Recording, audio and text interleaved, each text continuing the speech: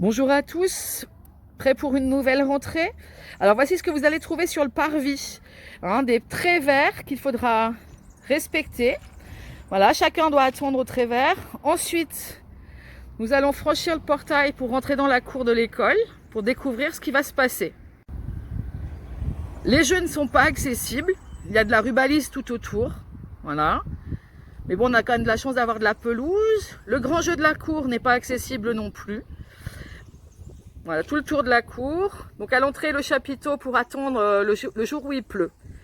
Nous nous retrouverons à la porte des toilettes.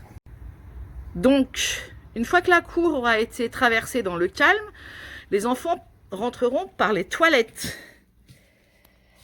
Voilà, je vous laisse découvrir. Donc, chacun aura son gobelet sur l'étagère avec son prénom. Pour le moment, ils ne sont pas encore installés, ils sont dans le lave-vaisselle. Hop, ils auront à disposition, voilà, une poubelle pour jeter le papier et du savon. Afin de respecter la distanciation physique, un toilette sur 2 a été condamné, ainsi qu'un urinoir sur 2. Les sèche-mains électriques ont eux aussi été condamnés, c'est pour ça que les enfants utilisent du papier. Nous voici dans le couloir qui va les mener à leur classe. Donc, tout en respectant la distanciation physique, ils vont se présenter à la porte de leur classe, où Thierry ou Marie-Paul vont les accueillir. Je vais vous proposer une petite visite de la classe. Alors, chacun aura son bureau et sa boîte avec son matériel. Donc Yacine, Alicia Magnin-Lachaud, Jade Baloué, Atélina Etienne, Martin Mondier, Lucie Le Goas-Gospraz, Arthur Bertrand, Paul Choulet et Sofia d'Acosta Carvalho.